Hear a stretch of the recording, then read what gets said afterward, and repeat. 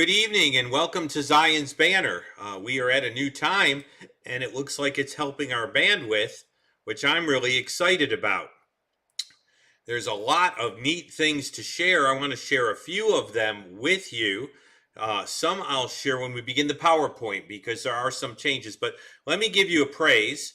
Um, God has worked to provide us money to upgrade our internet. This will mean not only an upgrade in the speed that we're allowed, but an upgrade in a more advanced modem. And beyond that, we found out from Cox that they have not updated the wiring in this particular complex for about 10 years. So others in the complex will probably benefit too. I'm really kind of excited about this. Now, God didn't just make it fall out of heaven. Let me be honest. There were dear servant uh, of the Lord, a dear servant of the Lord who helped to pitch in to do this. And I'm not here to embarrass anybody, but I want to say a big thank you. So without embarrassment, without names, God moves somebody. And I want to thank them personally for making that investment in the station um, and in the programming here. We're continuing to work to start to work on that end. As we start the PowerPoint tonight, you're going to hear that there are some other things that I'm planning to change. But I also want to let you know that in seeking answers to Streamlabs OBS, I ended up with a Discord account. And I am looking and thinking and praying about the idea of using the Discord account with my Patreon in order to give roles on Discord and allow us to meet around the wisdom of how to make things better or suggestions for future shows. Because really, a good teacher is a good learner. And so I want to be open to the community. And so I thought, wow, what better than to take folks that are really a part of the team here and give them a real voice.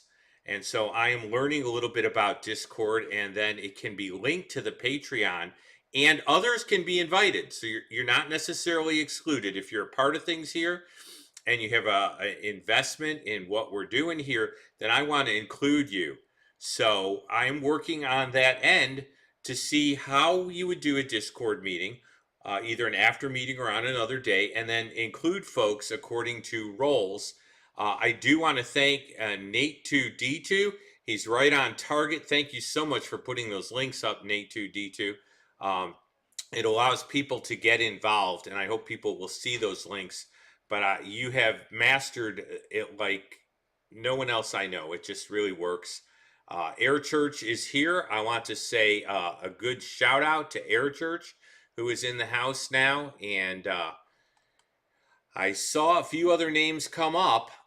We're going to get started tonight, but I'm going to tell you about some of the other things that I'm thinking and where my heart is. It's kind of strange for an apologist to say, I'm sharing my heart, but you know, as a teacher and apologist, that's really important to me, is to let you know how I get where I get and why I end up going there. And so that is something I'm going to end up doing as we get started. Now, to get started, we need to go to the split screen. You're going to like the split screen tonight. There you go. The split screen's up, and when you see that split screen, you're going to see a wonderful hologram of Princess Leia. Now, Princess Leia there is pointing out that the angel of the Lord is the question of whether the angel of the Lord is a hologram. And we're only doing part one tonight, so you got to stay tuned and tune back in for part two next week. Is an important apologetics question, but Princess Leia doesn't want to be sued. And so in the back of her mind, she's thinking that no copyright infringement intended. So she's got it really covered tonight. Really, that is not Princess Leia. That's a hologram. We're going to talk about the difference a little bit. And so I put that up there. One, I used it in a manner different than the movie used it. Two, I took no more than a picture that was royalty free. And three, Princess Leia is thinking the disclaimer for us. So, and four, it's not Princess Leia to begin with. But that's okay. I'm going to the split screen here. We're going to continue here with our presentation. I'll tell you why I'm doing what I'm doing. Um, Biblical theology is so important. Also, often I end up hearing Christians proof text. Now, that doesn't mean you can't turn to a Bible verse in order to try and prove something, but that's not the strongest argument that one can make. I think biblical theology is foundational for systematic theology, but it's also vital for apologetics. These shows are not only going to talk about answers to about apologetics issues, but I want to start including the methodology of how you do the apologetics with the question. If this is making sense, I want to show you how I get there. I don't want to just take you there, but I want to show you methodology that I'm using on how to get there, because really, for me, it's about training people to think properly. I I want to say biblically, but I want Christians to be thinking Christians, and I want them to have the process, because if you get to the right destination, but you don't have the directions to get there, you just kind of accidentally land there, then you can't make the trip again. But if you know the road, you can always go back to that location. And so that's really my heart. And so these programs are going to change a little. Um, I'm going to be looking for feedback about how you think, what you think about how integration of biblical theology and apologetics is going. But that's an exciting sort of change that I'm being moved to. And I thought of no better place to begin than tonight. And so I'm going back there, and I'm going back to our PowerPoint here. Princess Leia's off. First of all, why did I pick that title? Because a hologram is a temporary representation or manifestation of something. All right, one of the arguments used in Jewish circles against the Trinity, because the angel of the Lord being deity is fairly easy to prove, is the idea that the angel of the Lord has no individuality. He's only a temporary manifestation of God. He can never replace his presence, and he's not God's presence. And then, of course, Isidore Singer, in commenting on this in the Jewish Encyclopedia, says that the Lord says, I will send my angel before you. If thy presence will not go with me, carry us up from here hence.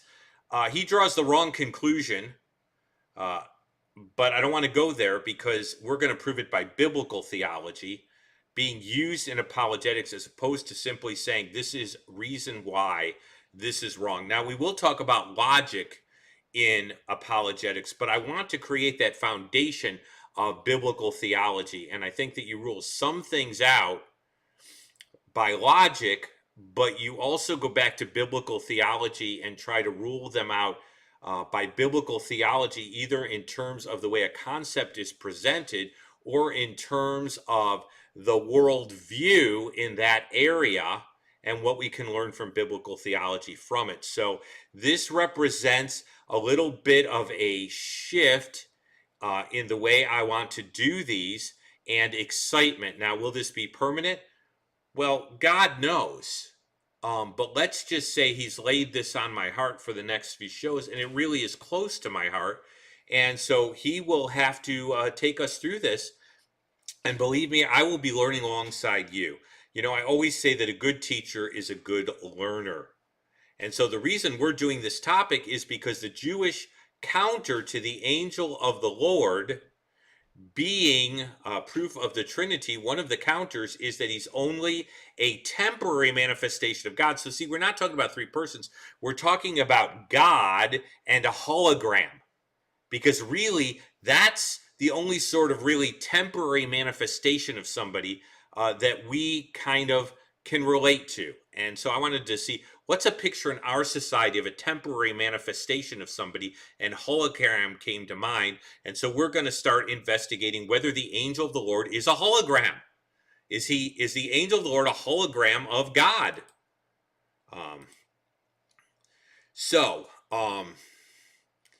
I gave the reasons here. Now, how are we going to do that? Now, see, one of the things that we will do as we combine biblical theology with apologetics is we will look at the conditions necessary for an argument to be true. Now, this is a particular type of argument. Sometimes it's referred to as modus tollens. If P, then Q, not Q, then not P.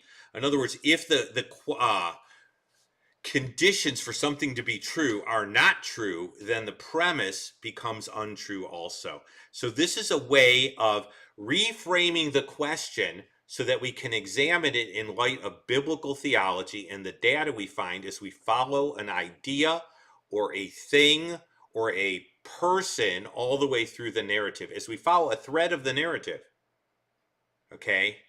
And we're following the thread of the angel of the Lord. So the question is, if the angel of the Lord's a hologram, what would be true? And if those things aren't true, then we can sort of eliminate that. So I did that in terms of if statements, if then statements. I kind of did it more in if that statements, but really they're sort of conditional clauses. They're if then. If the angel of the Lord demonstrates a level of permanence, that would be inconsistent with the view that he's a hologram. Because remember, a hologram, or this thing that's being used as part of a Jewish objection, is that the angel of the Lord is a temporary manifestation of God. But if I can demonstrate a level of permanence to the angel of the Lord, then that doesn't seem to hold to be reasonable. If the angel of the Lord, as evidence for plurality of God, is consistent with other personifications of God, which exhibit separateness from God, that would be inconsistent. So if I can point to other features that point to plurality in the Godhead, where some feature, like the glory of the Lord, is separate from God and seems to act as evidence for plurality in the Godhead, then the angel of the Lord becomes only one more piece of evidence in a cumulative case. And if the cumulative case before the angel of the Lord is true, then I have every reason to believe that the angel of the Lord indeed is not a temporary manifestation, but a person. Okay? If the angel of the Lord has distinct roles, that would be inconsistent with this view. Now, we're not going to cover that this week. You know what we're going to have fun with next week? We're going to look at whether the angel of the Lord in the scriptures, biblical theology, seems to have certain roles that are distinct roles. And so that would indicate the opposite of the view.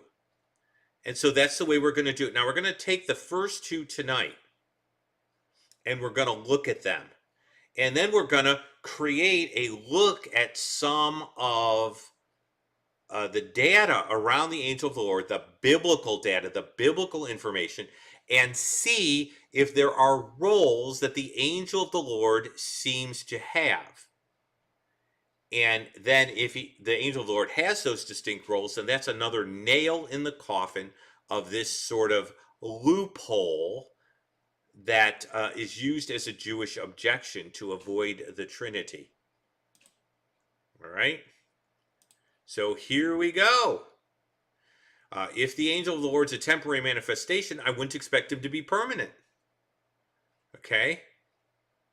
And so let's see how permanent the angel of the Lord is. Does he just appear once and disappear? How does this all work? How does this all demonstrate itself? Thank you, Air Church. Just remembering to hit that like button. Let's see how temporary the angel of the Lord is. Okay? And I'm just going through these arguments again. Okay? Distinct roles, consistent with other manifestations of God that exhibit separateness from God and Trinity, and permanence, again, are those three roles. Now, they're separate slides repeated. I don't mind repetition because, see, in the Hebrew mindset, repetition is emphasis. And so there's some things I really want to emphasize. And so I just repeated those slides over again. They're good because we're going to go back to one of them. And so it's always good to have that review and get that in your mind and whet your appetite for next Wednesday. So, how temporary is the angel of the Lord? Well, one way we could look at this, okay, is how many times does the angel of the Lord appear in the Bible? Now, how am I going to know that? Well, there are some references to the angel of the Lord in which the term the angel of the Lord is not used. I didn't even include those. Okay, I went with a modest approach because if the lesser is true, the greater is true.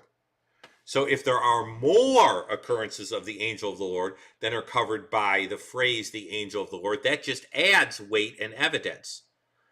But let us limit our sample just to where the angel of the Lord, the phrase the angel of the Lord, is used. And we can always say, hey, look, we're not pressing our advantage at all. I'm being very modest in my proposal. I could have been more stringent. I could have pushed the issue further. But you know what? I'll be a gentleman and I'll just take the places where the angel of the Lord appears.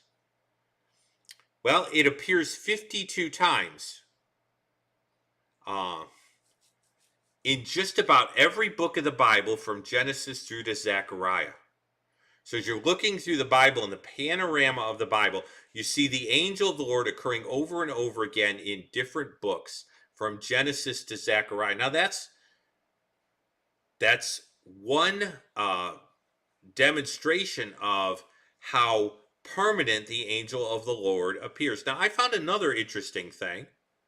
If we remember that the old order for the Hebrew scriptures was the law, the prophets, and the writings, and by the way, it was the Septuagint that changed that order, but that was the order Jews were used to. That was the order that Jesus uses. Remember, he talks about the fact that the scriptures speak of him in the law and the prophets and the writings. He's not doing that accidentally. That was the ancient division of the scriptures. Now, if we remember that, then the angel of the Lord appears from the beginning to the end of the Hebrew scriptures.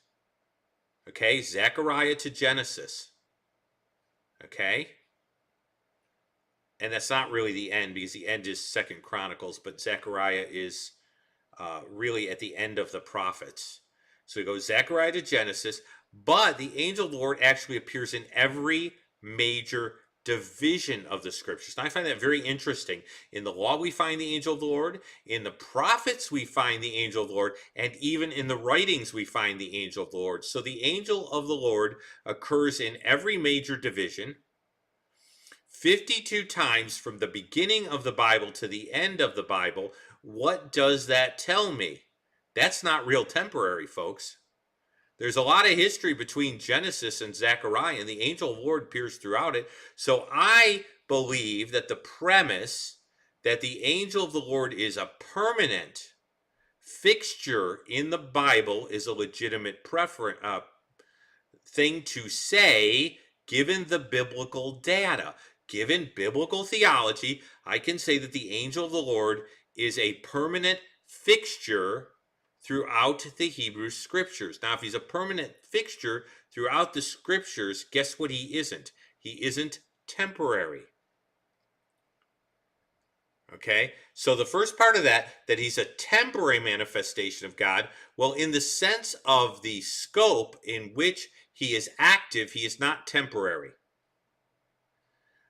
It would be inappropriate to use the word temporary in the sense of not always visible, because God is not always visible. So the term temporary there must be taken in the sense that the angel of the Lord is not a permanent manifestation of God. In other words, it's like a blip on the screen and then he doesn't appear ever again. But that's not the feeling I get as I look at the biblical data. So the biblical data speaks against this, I'll call it loophole, to deny the Trinity. But let's talk about individuality.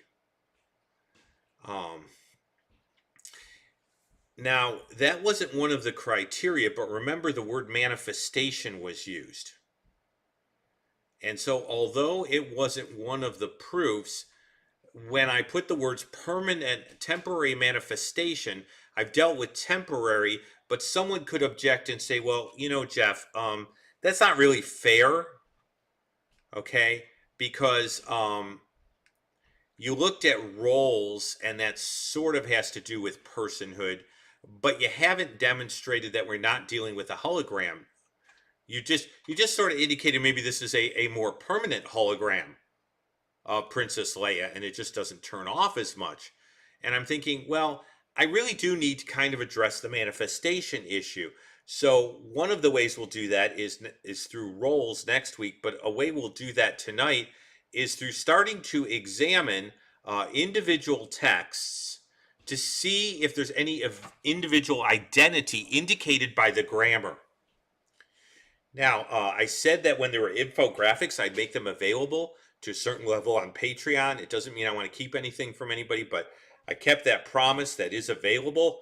There is only one infographic. Now, I don't always do infographics. I really like that feature in Logos. The problem is that their Canvas app, which is really neat, great for diagramming biblical sentences, by the way, is still a little clunky. And since I'm not majorly an artist, it takes a little bit of work for me to get there. But I did create an infographic for Zechariah because I felt that it sort of required one. So let's go through here and start looking at these verses. Now, this is biblical theology. We're going to examine a given construct or concept. Now, this construct is a person, okay? But we don't even have words, okay? You can't really examine a person physically through Bible verses. We're going to examine the data surrounding a given feature. That feature is a person, but it's a feature. So we're going to start to dig into this. And so we're going to deal with some of these verses, and we're going to see if individual identity or separate identity is sort of indicated, and how it's indicated in relation to the grammar. So we're going to start at the very beginning because that's a good place to start. The first, or one of the first references to the angel of the Lord is in Genesis 16, 6 through 11. And Abraham said, "Behold, your maid is in your hand to do with her as you please. And when Sarai had dealt harshly with her, she fled from her presence. And the angel of the Lord, see the phrase, found her by a spring of water in the wilderness, by the spring on the way to shore. And he said, Hagar, Sarah's maid, where have you come from and where are you going? And she said, I am fleeing from the presence of my mistress Sarai. It's not really Sarah, it's Sarai at this point. It changes. One's princess, the other's a little different. There are reasons for that. The angel of the Lord said to her, return to your mistress and submit yourself under her hand. A difficult thing to ask. Then the angel of the Lord said to her, I will multiply your descendants exceedingly, so that they shall not be counted for a multitude. And the angel of the Lord said to her, behold, you are with child, and you shall bear a son, and call his name Ishmael, because the Lord has heard your affliction. That's a section there that we're dealing with. Let's look at it in terms of the grammar and what's going on here. Now, in biblical theology, it's always important you look at the context. The context has to do with the fact that Sarah came up with this way to help God. And so she suggested, under the laws of the Near East, and this was permissible, culturally permissible, that the mistress of a house could adopt a child of a maidservant, so that that child would be a full inheritor of the household. And there was a ceremony for that. And so Sarah's plan was to have Hagar sire the child. Sire, that's the wrong word. Give birth to the child. And then Sarai would adopt the child. Then it would be Abraham's son. And of course, the covenant would be fulfilled. What we have is surrogate motherhood here. So if you want to know how that works out, that isn't the main issue here with the angel of the Lord. But interestingly enough, if someone says no one's ever dealt with this issue of surrogacy, actually the Bible sort of does. Isn't that amazing? And so the angel of the Lord finds Hagar. She's been dealt with harshly, and so she flees, And the angel of the Lord finds her and says, submit to your mistress. Now, I want you to notice what the angel of the Lord says to her. I will multiply your descendants exceedingly. And so now the angel of the Lord is using a first person, I will multiply. Now I realize that it's one basic verb in the Hebrew. Remember I told you Hebrew's kind of compact that way. But what you have is a first person imperfect prefix set to this. I will multiply your descendants. Now what's interesting about this promise is that it mirrors the promise to Abraham in Genesis 12, where God says that he will multiply Abraham's descendants. I will, essentially make you a nation. Okay? I will make your name great. And so this promise is repeated where God even says, I will multiply your descendants so they shall be like the grains of, like the stars of the heavens and like the grains of sand on the seashore. Well, interestingly enough, this promise mirrors it. So Hagar isn't getting the same promise, but she's getting a similar promise. But who is she getting it from? She's getting from the angel of the Lord who says he will do this, whereas God says to Abraham, I will do this. This is an indirect proof of deity, but the real importance here is that the angel of the Lord says, I will multiply your descendants. And he's talking directly to her. If this is a hologram, it's sort of like Ben Kenobi being a hologram and saying, behold, I am Ben Kenobi. But the hologram doesn't say that. The hologram comes on talking. They look at the hologram and say, Ben, is that you? Looking at that hologram as a representation, not a separate person. This hologram says he is an I. That is not typical of holograms and temporary manifestations. And so that seems to indicate a sort of separateness there. And so this is just one place. Now we're going to examine others. Hey, is this a fluke? Is this consistent with biblical theology? Is this a continuing pattern? Well, let's find out. Let's tune in to the next verse here. Now I went down and I'm going through Genesis here. Now it came to pass that God tested Abraham and said to him, Abraham, and he said, Hanani, here am I. And he said, take now thy son, thy only son who you love, and go to Mount Moriah and offer him there as a burnt offering on a mountain, one of the mountains I will show you. And Abraham rose early in the morning, saddled his donkey, took two of his young men and Isaac his son. He split the wood. I know what that's like. Rose early and went to the place where God told him. Now, this is a basic story, and you've probably heard it several times. But let's look. Does the angel of the Lord act like a hologram here? Abraham took the wood for the burnt offering. He laid it on his son. Got to be great to carry your own wood when you're the burnt offering, right? Really exciting. But that's a side note. Then he said, look, the fire and the wood, where's the lamb for sacrifice? Abraham says, my son, God will provide a lamb for the sacrifice. Just love that sense of irony built into the story here. And the two of them went up, built an altar, placed the wood in order. He bound Isaac, his son, laid him on the altar upon the wood. I think Isaac's got the idea about now. Abraham stretched out his hand and took the knife to slay his son. Now look who calls out of where. The angel of the Lord called to him from heaven and said, Abraham, Abraham. And Abraham, of course, says, here am I. Do not lay your hand on the lad or do anything to him. Now I know you fear God. Now watch this. Since you have not withheld your only son, your only son, from whom? From me. Really?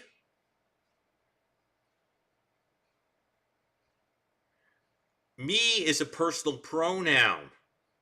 We use me for persons. We don't use me for holograms. Okay? Now, yes, the hologram of Ben Kenobi expresses the personal pronoun, but not separate from Ben Kenobi. It's not like the hologram says, behold, I, the hologram of now I know that you really love Ben Kenobi because you have not withheld the lightsaber from the hologram of Ben Kenobi. See, we would find that a little weird. The angel of the Lord is identified, but he's identified as a person, not merely a hologram, not merely a representation. He's identified separate from God, even though God is the one who came to him at the beginning in Genesis 22. It is the angel of the Lord that says, now I know you fear God because you've not withheld your only son from me. See, now we're back to that thing again. Now I know you love Ben Kenobi because you've not withheld your lightsaber from the hologram of Ben Kenobi. Me, the hologram of Ben Kenobi. See, we'd say that's like ridiculous. Okay, a manifestation doesn't carry with it separate personhood or separate identity from the thing that it manifests. And so that doesn't really fit. And it continues to reinforce Genesis 16. Well, now let's look at Numbers. Does that reinforce? Now, see, that's the way you do biblical theology. And we're not being repetitive. We're taking the data into account and saying, okay, let's be honest with the data here. Let's look at the verses. Do they reinforce this idea when we look at the angel of the Lord? Then the donkey saw the angel of the Lord. I find that kind of interesting. She, so it must have been a female donkey, lay down under Balaam. This is Balaam, and Balaam's anger was aroused because Balaam really is not liking the way this donkey is behaving, and he's got other personal problems to boot. And Balaam said to the donkey, I find that really funny. Balaam's talking to the donkey here. Because you have abused me, I wish there were a sword in my hand, for now I would kill you. So he wants to go ahead and eliminate the donkey and eliminate the problem. And so the donkey said to Balaam, this is a scene to remember. Was I ever disposed to do this to you? And he said, no. This is constant behavior. Then the Lord opened Balaam's eyes, because the donkey right now is smarter than Balaam is.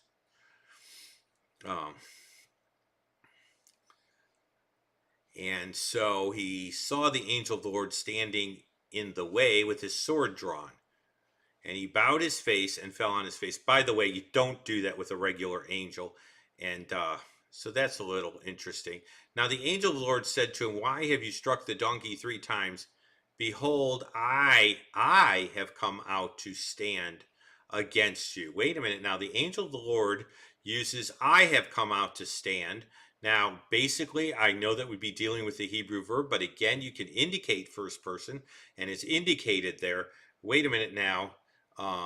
The hologram of Ben Kenobi appears, and then the hologram of Ben Kenobi doesn't just respond as Ben Kenobi, but it says I, distinctly from Ben Kenobi. No, holograms don't do that. Okay, holograms just speak, and it's the representative communication of the person whose hologram it is. But it doesn't say I distinctly from Ben Kenobi if it's a hologram of Ben Kenobi. All right? In fact, I is going to be used again. Now, Balaam realizes this is a big problem. By the way, he says he sinned against whom? That's kind of interesting. I did not know you stood in the way against me. Wait a minute. He sinned against the angel of the Lord? Well, that's a different story. But how does one sin against a hologram? How does one sin against a manifestation of something? Can I sin against a picture of a baseball bat? Can I sin against a picture of my daughter? Behold, I have sinned against my daughter's picture. We don't sin against manifestations, we sin against people. Moral agents can be sinned against, temporary manifestations can't be. We're looking at the biblical data. The biblical data seems to indicate that Balaam's addressing the hologram as not as a temporary manifestation, and the angel of the Lord is not acting like a temporary manifestation according to the biblical data. This just reinforces what was in the other 2 verses. It does it differently, but we're looking at biblical theology. What does the theology of following the angel of the Lord through the Bible tell us about whether this statement is true? We seem to have separate identity here, which we wouldn't expect from a temporary manifestation. This gets even more interesting. The angel of the Lord came up from Gilgal to Bachim and said, I led you up from Egypt and brought you to the land of which I swore to your fathers, and I said I will never break my covenant with you. What? I thought God let them up from Egypt and brought them to the land. If the angel of the Lord is a temporary manifestation, why not say the Lord? Why is the angel of the Lord claiming what God did separately and distinctly instead of just repeating the Lord? Now, one could say that the I there is just a reference to the fact that God's speaking through the angel of the Lord. But this is problematic. The angel of the Lord's making a claim about what the angel of the Lord did. Okay, now the hologram of Obi-Wan Kenobi did not pick up the lightsaber. Obi-Wan Kenobi might be picking up a lightsaber, and you see the representation of that action in the hologram, but the hologram didn't pick up anybody. So that doesn't seem to fit a hologram. This one's pretty cool. This is Judges. Okay, the angel of the Lord said to him, why do you ask my name? Wait a minute now. The hologram said, why do you ask my name? Ooh, do holograms ever ask those sorts of questions? I don't know. I've watched a lot of Star Wars, and I don't remember any of the holograms ever asking why someone was asking their name. I don't remember them having separate names. Does a temporary manifestation of something have a separate name from the thing it represents? I don't think so. So, seeing that is wonderful. Now, that's really interesting. Side note, I know we're doing biblical theology to answer this question. You just need to name. Pella is the word here. Okay, and if you go to the names for Jesus, he is called Wonderful Counselor, and the same Hebrew words used. I know that's not part of what we're doing tonight, but it is, in a sense, interesting biblical theology because what you have is intertextual evidence of something. And you can use this with Jewish people. Why is the angel of the Lord named Wonderful when that's Messiah's name? What does that tell us about Messiah? What do you get out of that, about Messiah? Separate question, I realize, but, sometimes I just can't help but digress just a little bit. It's just the way it is. Okay. Biblical theology. We got to be fair. Remember, I said the angel of the Lord appears, throughout the Bible from Genesis to Zechariah. Okay, now, to be fair, if I said he appears from Genesis to Zechariah, then it really is right to turn to Zechariah. The angel of the Lord answered and said, O Lord of hosts, how long will you not have mercy on Jerusalem and the cities of Judah? Fascinating section here. Do holograms intercede with what they represent? Because I'm kind of missing something here. The hologram of Ben Kenobi turns to Ben Kenobi and says, how long will you not come to the aid? Or actually, the hologram of Princess Leia turns to Princess Leia and says, how long do you think it'll take before Ben gets here? Holograms don't intercede with the things they represent. They don't do anything with the things they represent. Me and my hologram don't have a conversation over coffee. This is a temporary manifestation. Therefore, it can only manifest what the source is doing. But this particular manifestation is having a conversation with its own source, if it's a manifestation. That's what they're saying is happening here.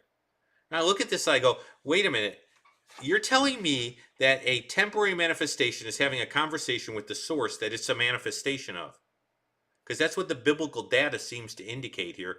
O Lord of hosts, how long will you not have mercy on Jerusalem and on the cities of Judah against which you were angry these 70 years? And the Lord answered the angel who talked to me. with good and comforting words. Now, this is where the infogram I had to put up, because you could get lost as to which is talking to whom, and I didn't want it to be like a law thing. This is one of the coolest verses, because you have the angel of the Lord talking with God, and if they're both deity, you definitely have a reflection of the Trinity. And so I created this infographic. Now, the infographic's available, and I can go back and post where the infographic is. But remember, that I really want to honor people that are part of the team. And so I said I would do some things here. You see the little blue arrows? Okay. The angel who talked with me, I kind of wish I could make this bigger. So what I'm going to do is I'm going to give you this whole slide here. And I'm going to remove my pretty little face tonight just for a second. Okay, I'm not disappeared. You can still hear my voice. And I'm going to basically give you a little more of this if I can. There we go. Okay, so I'm going out here just to kind of make it bigger. It'll take a second or two. You'll get it. The angel who talked with me said to me, I will show you who they are. Now, who's the they? Because we got to line it up. So the man who stood among the myrtle trees, that's the angel who was talking with him, answered and said, these are the ones whom the Lord has sent to walk to and fro throughout the earth. That's the they. That's just to help you keep the flow of the conversation.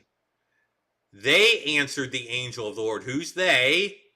They are those who the Lord sent to go to and fro of the earth. And they're answering the angel of the Lord who stood among the myrtle trees. Well, who stood among the myrtle trees? The angel that was talking with Zechariah stood among the myrtle trees. And then there's a symbolic picture of these individuals. And Zechariah says, who are the individuals? They're the ones that the Lord sent to and fro from the earth. And then these individuals the Lord sent answer the angel of the Lord, who is the angel by the myrtle tree. And you can see the blue lines, okay? And they say to the angel of the Lord, of course, we have walked to and fro throughout the earth, and beheld all the earth is resting quiet. The Lord will comfort Zion is the heading there. The angel of the Lord answered and said, O Lord of hosts. So now, Zechariah sees a young man who's an angelic being, who's more than an angelic being, but who's this angel of the Lord. And he asks about these other things. They're the people sent forth. The people sent forth then give a report back to the angel of the Lord. Then the angel of the Lord answered and said, O Lord of hosts, how long will you not have mercy on Jerusalem and the cities of Judah, which you've been angry with for 70 years? That's the Babylonian captivity. And the Lord answered, the angel that talked with me, which is the angel of the Lord. And that's why I did those arrows, so you could line it up, because it gets a little confusing. So this is what we sort of have here. And I know it's a little hard to picture. There are these four horses. They're representative, okay?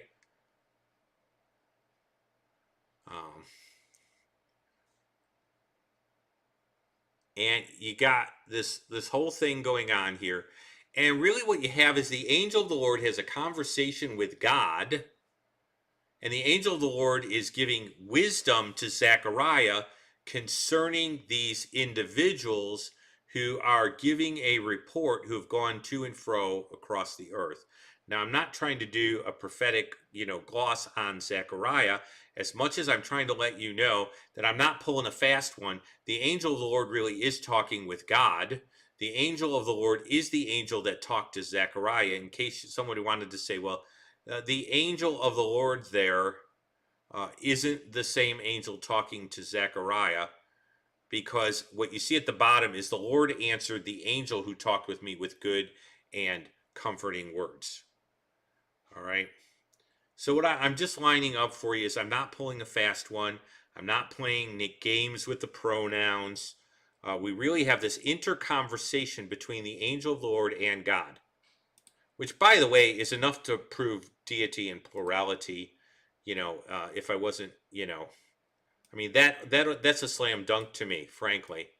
There should be no rabbinical argument pretty much after that verse, but biblical theology is consistent with what we've seen, that the angel of the Lord seems to be a separate entity as opposed to a mere manifestation. And I would say yes. Okay. What about other indications of plurality? Is the angel of the Lord consistent with that? Biblically, or inconsistent with that? One of the other key things, and I remember having this conversation when I was on the ring teaching with Anthony, and that's been the ring teaching. You recognize his name in a moment. He's been a key player in Acts 17. We talked about the memra. We didn't do much talking about the memra, but during the period of the Second Temple, a major question in Jewish thought starts to occur. By the way, this is a real issue for Islam. How does a transcendent God interact with his creation in a personal and immediate way? When we say that, we're saying, how does God, who is outside of his creation, come in and enter into his creation? Now, Islam has a real problem because it basically says he doesn't. Judaism denies the Trinity, but says he does by virtue of theophany. But they don't take it all the way. All right? That became a major question. In other words, what was the relationship between God's otherness and transcendence and his involvement with his creation? Now, that was a major issue that starts to appear in Jesus' day and afterwards. What we see is the development of what's called the memra. It's from the word amar, which means to speak. After the Babylonian captivity, now Marv Richardson uses the word Jewish doctors. Always sounds like I'm going to my pediatrician. Jewish doctors combined. What they mean by doctors are like guys who have a doctorate. Okay, scholars. Combined into the view of the theophanies, prophetic revelations, and manifestations of God, generally united them in a single concept, a permanent angel of God. Now, this is not happening in Christian thought. This is happening in Jewish thought. Is that consistent with the angel of the Lord being a temporary manifestation? No, it's not. It's consistent with the angel of the Lord being a permanent feature, and thus not temporary as a manifestation, but permanent as a distinct entity. You see what I'm saying? It's consistent with other concepts at the time, which speaks against this view. By the way, if you want to know where this is out of Word Studies of the New Testament. I do not make these. Let's look at some examples of this. Now, this is from Dr. Brown. I have some Aramaic copies of the Targum. I have to admit that my Aramaic is not good. I mean, I had enough fun with Hebrew. And so, yes, I can kind of work my way around the Aramaic, but I spent more time with the Greek and Hebrew. Yes, Nate2D2 points out Anthony Rogers, and just so, right on the ball. Okay, let's look at this neat chart. Now, I'm going to do the same thing. I'm going to take my, there's a Yiddish word called Shena Putum. It means beautiful face.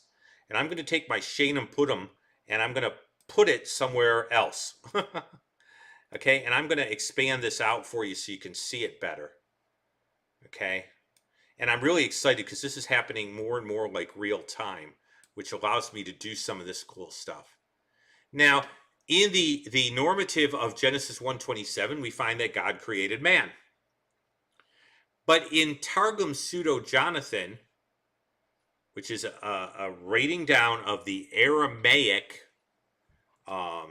when the Jews came back, their Hebrew was pretty bad. And so we find out in Ezra and Nehemiah that Ezra would give the word in Hebrew, and then there was an Aramaic translation that was given to the people. They weren't supposed to be written down, but God had other plans, and they did. And they tell us a lot about the way the word was understood. And here's the cool thing. When I go to Genesis 1:27, the word of the Lord created man. Oh, the memra created man. Genesis 6 and 7, it repented the Lord that he had made man on the earth. But the Targum says It repented the Lord through his word that he made man on the earth. Interesting. Now, Dr. Brown has provided this material on page 19 because he is dealing with plurality in the Godhead, and he is pointing out that this concept does really exist. A few other ones that are really cool, they're really worth knowing, and then I'll shrink this and put my Shayna Putum back in the picture. Genesis 15:6. By the way, it isn't that beautiful, but you might as well get a little Yiddish with everything else. The Lord believed, and Abraham believed in the Lord, by the way, and it was credited to him as righteousness. We all know this verse, justification by faith in Genesis 15, right at the beginning of our Bible. But see, watch the way the Targum translates it. Abraham believed the word of the Lord. He believed the memra. This is Michael Brown again. I always give credit here. Okay, now we're getting to the end of our broadcast here for tonight. Now we're going to look at the roles of the angel of the Lord. That's going to be real work for me, I will tell you, because I'm going to have to look at the verbs and see how they break up with the roles. You can be praying that I might be able to create some cool infographics. Wouldn't that be neat? Some really neat infographics or an infographic or two. Let's look at our conclusions. The distribution of the angel of the Lord throughout the scriptures and the number of appearances of the angel of the Lord. Sorry about the typo. Dragon Speak gets it right sometimes. Speak against the angel of the Lord being a mere manifestation of God as in a hologram. It doesn't work. He's not temporary. Okay? Holograms and temporary manifestations of God would not refer to themselves as individuals. So I was talking about with going through the pronouns and identify themselves desperately like it's existing beings, distinctly like existing beings. I think, the guys who are proposing the opposite argument are the ones who are a little desperate. The angel of the Lord identifies himself as a distinct person, counters the idea that the angel of the Lord is a temporary manifestation of God as in a hologram. The fact that the angel of the Lord being a person as opposed to a manifestation is consistent with other features that indicate plurality of the Godhead speaks against this view. So there you have it. This is the beginning of what we're doing here. I'm going to go outside of split screen to main plane. There are a few other things that I want to do tonight.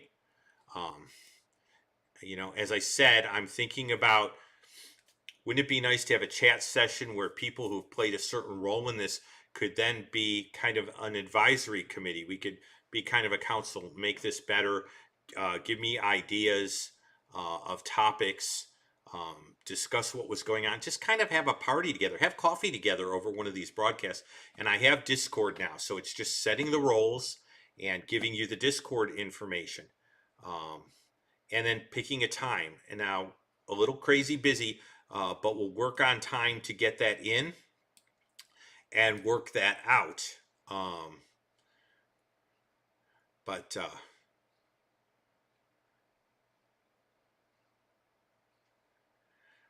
I'm just looking over the comments and a few other things. Okay. And it will probably take a little while for Cox to rewire and for us to get that new modem and do that. They did not email or call back. It's interesting. Their sales department, I thought, was going to jump on this. I think when we didn't respond right away, they cooled a little, and we might have to get a hold of him. But God has provided the money to make this work and increase our high speed. So I am excited. I'm also excited about doing this sort of biblical theology approach where we look at what would be true if a certain premise was true and then examine the biblical theology around the concepts. And someone's letting me know that it's a great tool. Yeah, I gotta just learn to use it. And so I want to set up, like, for you patrons, roles. Steve, I think, for you folks that, support us outside of Patreon, but you're still a vital part of the station, I can send you an email link. So you're not excluded. And I'll find out more. But So real praises, real changes going on. But this is the thing. I want to start to bring biblical theology, which I think is foundational to systematic theology and to apologetics, to bear on apologetics questions. Because I think this is a place this channel can contribute something. So I want to do a few other things here. I do want to acknowledge folks. Okay, now your name may not be up here yet. That's okay. That's because this is old. And so I'm going to go ahead and do this. I'm also going to make sure I turn the sound down so I could look over your comments. So you can roll the credits and we can have like the coming attractions here at the same time. So I'm going to bring this down and get a little background music's kind of cool. And just go through here, see if there's anything exciting. Again, Nate, again, thank you again for the links. Roxby, it is always great to have you here. I am thrilled to have you here. Elizabeth, greetings from Arizona, which is not the land down under. I have tried watching a few shows from Australia. There's one called Mystery Road that I just tuned in just to see how it was. I have to admit, I don't necessarily always get the idioms of Australia perfectly. So, still learning. Air Church, it is always great to have you here. Of course, my lovely wife is upstairs monitoring me to make sure that tonight, at the different time, we wanted to see what would happen. And so she's my pit crew upstairs, and I'm always excited to see her. She'll add to my numbers, but that's okay. D New, great to have you here. I see you. And here is where we're at.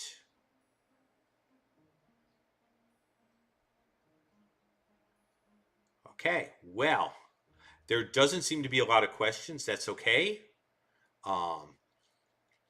And I will be continuing to work on things and maybe get the community conversation going and start working on that. So, without further ado, we have made it. The high speed was better. Praise God. This seems to work better. And with the upgrade in Cox, which is coming, I think we're going to be okay.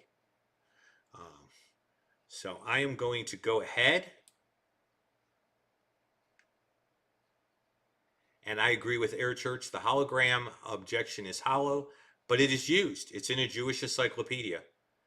So it's good to do that. And it's really good to throw in the biblical theology. It gave me a chance to start introducing this methodology. So that is really, really good. And so Air Church was pointing out that it's not the strongest argument. No, but it's a great argument to show how foundational biblical theology is. Next week, we're going to learn some things about the roles of the angel of the Lord and further close off this argument.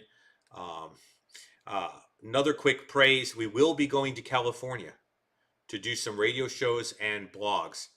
Roxby asked whether Mrs. Cran is a moderator. No, I could do that. I could elevate my wife to moderatorship. I will ask her whether she wants that or whether she just likes being the back tech crew and monitoring things. Because she may not want that. Then she'd have to be on a whole lot more when I'm on, which would be fun. But I don't want to put her on the spot.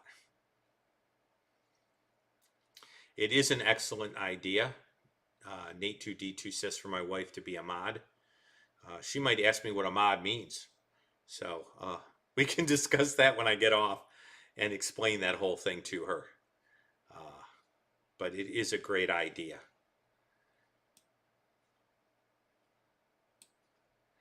Now, the way I have this set is that when I disconnect Restream, OBS and Restream, there still is room for conversation, but YouTube will not be getting feed. And there had to be a way to do this so that I didn't have the YouTube open. So if you see that, don't panic.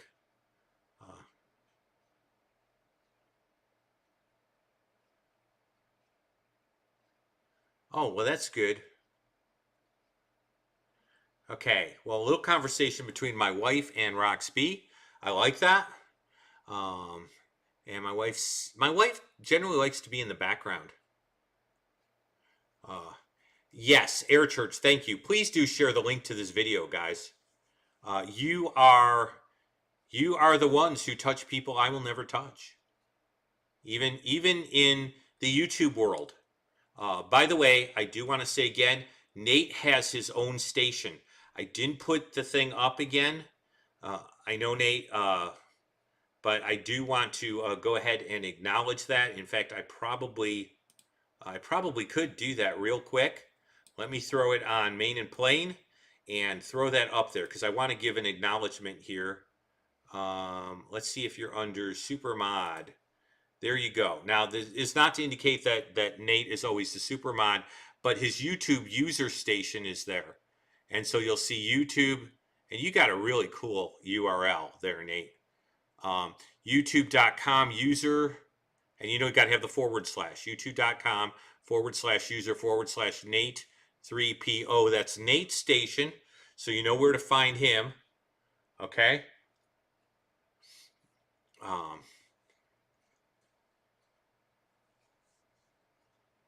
And so I'm just throwing that up there just to let you know about Nate, because it's always good. I love promoting rocks.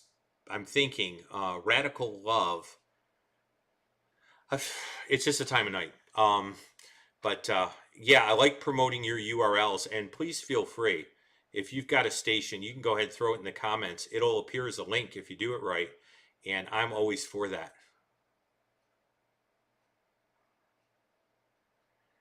That's a great idea. By the way, I'm looking to start using Zoom, so I want to start having guests on. So maybe I could even have Nate on my station. I want to have Phil Fox on my station. So,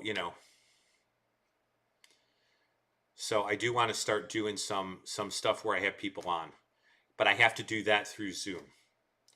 So I'm linking Zoom now to a restream, and I've got that up and going. So as you saw with the thing with Jordan, now I just have to start planning my calendar such that I can have a few people on. So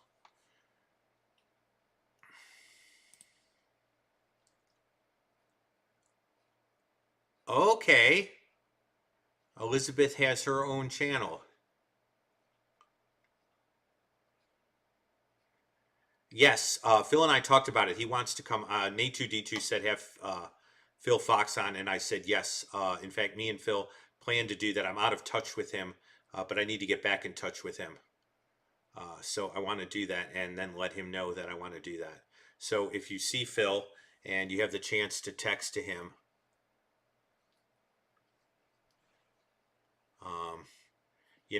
let him know. Jeff says hi and he wants to have you on his station. I'm all for it.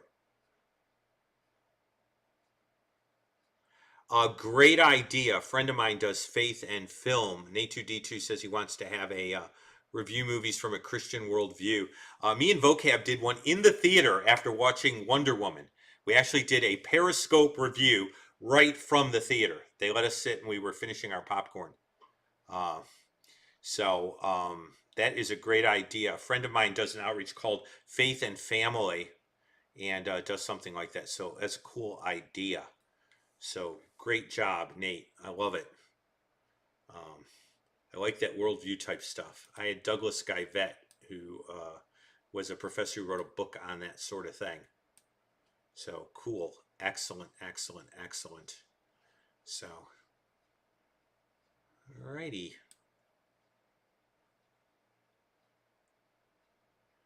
Okay, you guys are all out there.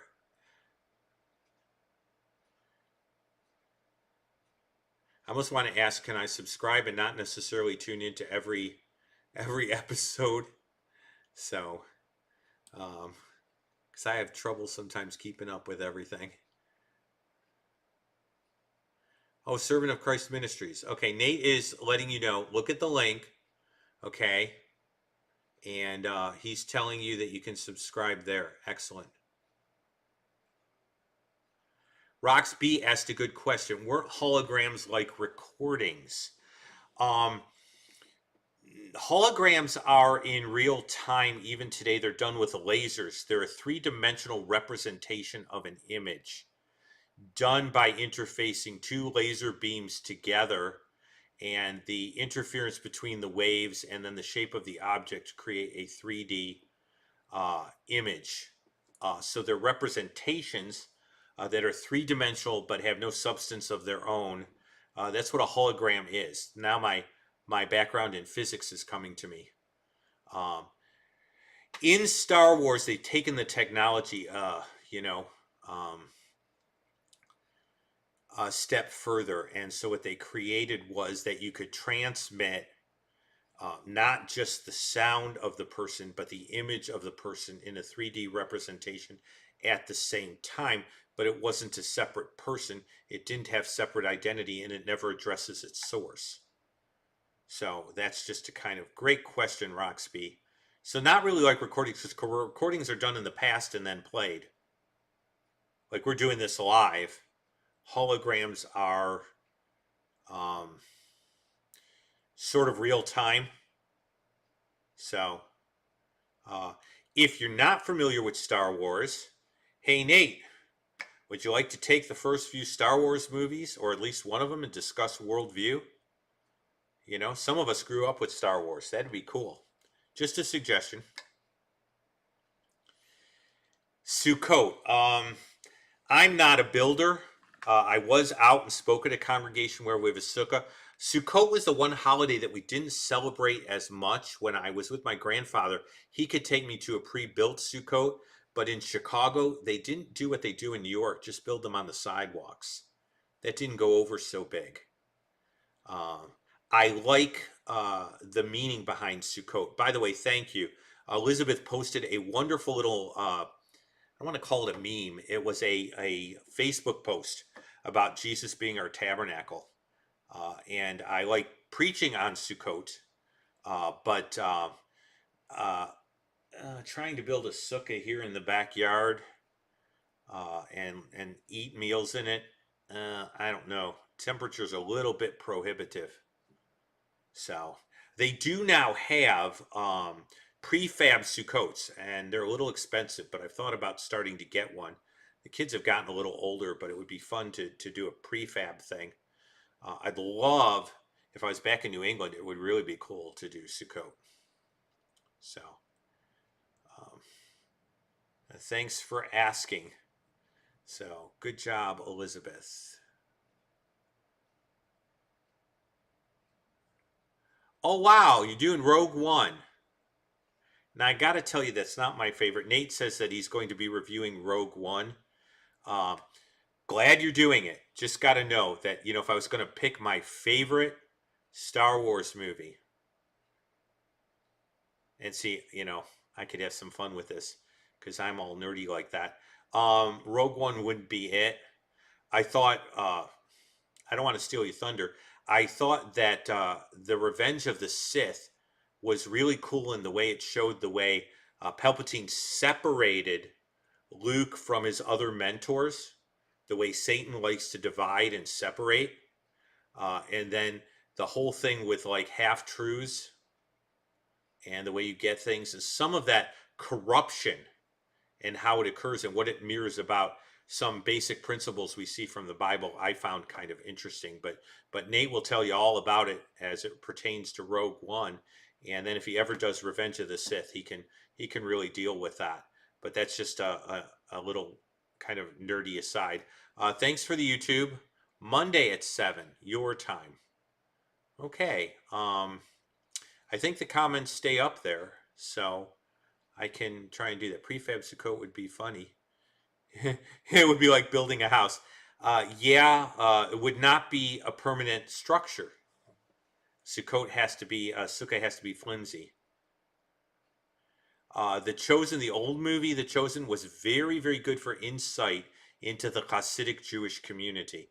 Radical Love asked. Yes. Okay. Excellent. Excellent. Nature's going to kind of bring that up. So, alrighty. So that's an interesting, excellent, cool. So that's just my take on the Chosen. You'll kind of see the way the Hasidic community views things a little bit. And then the actual rift in the Hasidic community, the Orthodox community, when Israel became a state, not every religious Jew or Orthodox Jew wanted Israel to be a state. That's a misconception. There were many against it. So the Chosen will help with that. Okay. By the way, that's the ultra-Orthodox community. So if you watch The Chosen, don't expect me to come on with the black hat and the side payasses, side curls, because I'm not there. So, hey, Jack Ray was here. Excellent. Glad you were here. Now, if you missed the beginning, you can always go back, and we will continue our adventures next Wednesday. Tomorrow night, the word Yiddish word, which is a Hebrew word, will be there'll be a Nash of Hebrew, and we'll be discussing forgiveness and church discipline in Matthew. Star Wars versus Star Trek in the future. Cool. Those poor guys that like Star Wars and or Trekkies are going to be beside themselves. They will be at war with themselves. Hey, Jonathan. I appreciate that you were here. I'm sorry I didn't notice you before. I kind of going by the chats. Well, I am really pushing it here, but it looks like the high speed has kept. So, alrighty.